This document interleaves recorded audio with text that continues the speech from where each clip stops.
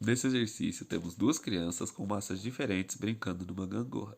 O objetivo da questão é descobrir a massa da criança maior. Primeiramente, passamos todas as medidas de centímetro para metro e identificamos todas as forças que agem sobre ele, sendo P1 da criança menor, P2 da criança maior, P o da gangorra e a força de reação sobre ela, T. Como o sistema está em equilíbrio, a gente tem que o momento é igual a zero e que o momento de cada força atuante no sistema também é igual a zero. Aqui, o momento do peso 2 é negativo porque a gente adotou que no sentido horário as forças são negativas. O momento a gente calculou como força vezes a distância, e aí a gente diminuiu a distância até o ponto de referência. Então, a gente encontrou que o momento do peso 1 é igual a 390 newtons e o momento do peso 2 é igual a 10 newtons. 10 vezes a massa, né?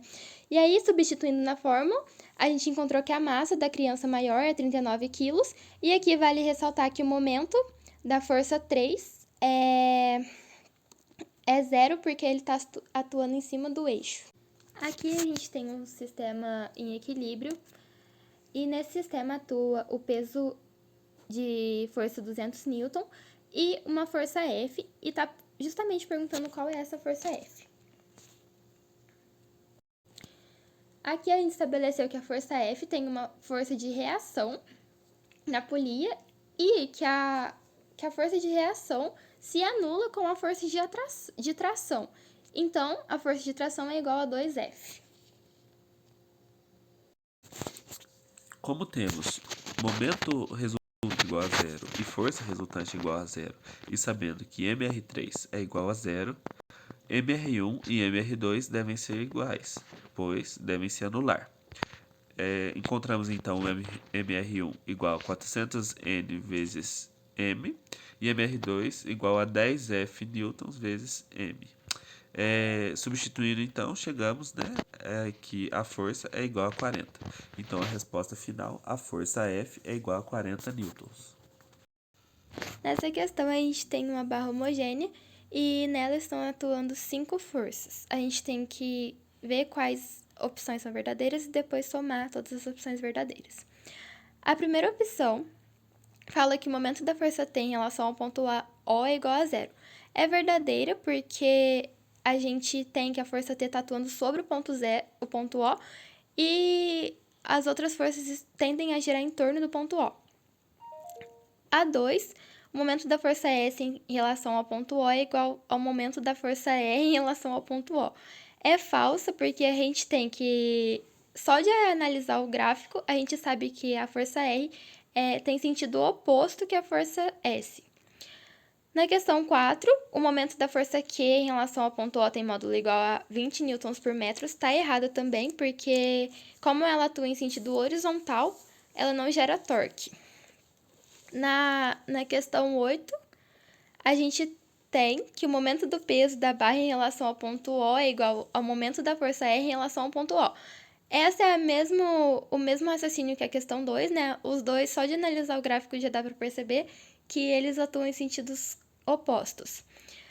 A 16 é verdadeira porque, somando todas as forças, a gente tem que o momento é igual a zero e o equilíbrio de rotação é justamente o momento, né? Girar em torno do seu próprio eixo. A última é verdadeira porque, se a barra estiver em equilíbrio de rotação, ela consequentemente tem que ter o momento resultante zero. Aqui nós temos um móvel constituído por duas barras e está pedindo para a gente encontrar a massa do corpo C. O primeiro passo foi transformar tudo para o sistema internacional, ou seja, a gente transformou tudo para metro. E o segundo passo foi encontrar a massa do corpo B. A gente encontrou a massa calculando o momento do corpo A e o momento do corpo B, e depois substituindo nas fórmulas, a gente encontrou que a massa do corpo B é 0,015 gramas. Para encontrar a massa do corpo C, a gente precisa somar a massa do corpo A e do corpo B. E aí, a gente somando, né, a gente tem que a massa do corpo C é igual a 0,04 quilos ou 40 gramas, que é a alternativa D. Aqui, a gente tem que a força máxima, que o músculo exerce sobre a mandíbula é de 1.200 newtons e tem que encontrar o módulo da força exercida pelos dentes da frente uns contra os outros. Para fazer isso, a gente sabe que o momento resultante é igual a zero. E tendo isso em mente, a gente sabe que o momento resultante que o músculo faz sobre a mandíbula é igual ao momento resultante dos dentes da frente. Calculando o momento resultante que o músculo faz sobre a mandíbula, a gente encontra que é 24 newtons por metro e substituindo isso na fórmula, a força F é igual a 300 newtons. Essa questão trata de uma bola de futebol de massa m igual a 0,4 kg que cai verticalmente, né, e atinge a cabeça de um jogador que a rebate. Então, nós temos antes, né, a massa de A igual a 0,4 kg e a velocidade 15 metros por segundo. Após bater na cabeça do jogador, a sua massa se manteve, obviamente, e a sua velocidade passou a ser 20 metros por segundo. Na letra A, pede para representar graficamente o vetor da quantidade de movimento da bola. Então, a gente representa primeiro a quantidade de movimento de antes, com a bola vertical, e a quantidade de movimento depois, com a bola horizontal. No gráfico, como é um movimento constante, no eixo XY, onde X representa tempo e Y representa força, nós temos uma movimentação somente em X, né? Ou seja, a mesma força ao longo desse tempo. Na letra B, nós basicamente vamos calcular essa quantidade de movimento, e não só citá-la como na A, e acharemos um impulso, né, com o resultado das duas numa subtração. Então, temos quantidade de movimento de antes é igual a 0,4 vezes 15, totalizando 6 kg por metro por segundo, vezes metro por segundo, e a quantidade depois, sendo 0,4 vezes 20, totalizando 8 kg vezes metro por segundo. Chegamos então no impulso, que nada mais é do que a quantidade de depois menos adiante, sendo 8 menos 6, o impulso totaliza 2n vezes segundo. Esse exercício trata sobre impulso. Então, nós temos uma caixa de peso P igual a 30N, que sobe verticalmente, né, pela força feita pelo garoto, de 40N. Então, a gente tem P e F. Nós calcularemos o impulso sobre os dois vetores. Então, inicialmente, ali, né, a gente tem o impulso sobre F, que é F vezes 10, que no caso é a força vezes o ΔT, 40 vezes 10, totalizando 400 newtons por segundo. E para P, a mesma coisa, né? Quando a gente tem 30 newtons, então o impulso é igual a 30 vezes 10, totalizando 300 newtons por vezes segundo. Então, a resposta final, né? O impulso da força F tem módulo igual a 400N e o seu sentido é vertical para cima. O impulso da força P tem módulo igual a menos 300N, logo, seu sentido é oposto ao da força. Contudo, as duas forças têm a mesma direção.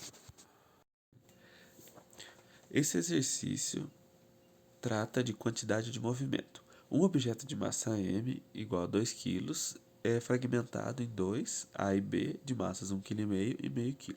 Este é um sistema conservativo, ou seja, não tem influência de forças externas. Isso torna a quantidade de movimento inicial igual à quantidade de movimento final. Nós temos então o cálculo de quantidade de movimento, que é massa por velocidade, inicialmente 2 kg por 10 metros por segundo, e posteriormente, né, à fragmentação, nós temos a massa de A 1,5 kg e a massa de B meio quilo. A velocidade de A continuou 10 metros por segundo, então a gente igualou o sistema, porque a gente sabe que é um sistema conservativo, e no final a gente chegou em VB também 10 metros por segundo, né? Nesse caso, a gente tem um patinador e uma patinadora em repouso no primeiro momento. E no segundo momento, esse patinador empurra a patinadora e se desloca para trás com velocidade de 0,3 metros por segundo. E após 5 segundos, está perguntando qual a distância entre o patinador e a patinadora. A gente anotou os dados aqui de antes e depois que o patinador empurra a patinadora. E a gente encontrou que a velocidade da patinadora depois que ela é empurrada é de 0,45 metros por segundo. Isso usando a fórmula do momento e sabendo que ali a gente está em um sistema conservativo, ou seja, sem atuação de forças externas. Como eles estão em velocidade constante e o MRU é igual a S0 vezes V0t, a gente encontrou que o espaço que eles têm de distância é 3,75 metros e enquanto o patinador vai para trás, ou seja, numa velocidade contrária, e a patinadora vai para frente. E é a alternativa E. Nessa última questão, nós temos um homem de 100 quilos e uma caixa de 50 quilos, né, a massa deles. Em um dado instante, o homem empurra a caixa, que passa a se mover em linha reta. O exercício pede para calcularmos a força que joga o homem para trás, né, a força de recuo do homem quando ele empurra essa caixa. Então, temos antes, né, a massa de A sendo 100 kg, massa de B 50 kg, e ambos estão parados, né, 0 metros por segundo, velocidade de A e velocidade de B. Posteriormente, nós temos as mesmas massas, só que a velocidade de A, que é do homem, passa a ser 8 metros por segundo. E a velocidade de B seria a velocidade de recuo, no qual ele empurra a caixa.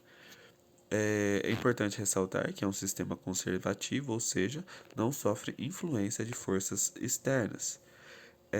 Sabendo disso, nós igualamos, né, os valores e, né, fazendo as contas, a gente chega no final com velocidade de A é igual a menos 4 metros por segundo. Lembrando que o negativo, né, o menos, indica a velocidade contrária à caixa. E a conclusão é que é a letra A, 4 metros por segundo, pela explicação do menos, né? Não seria menos 4, sim 4 metros por segundo.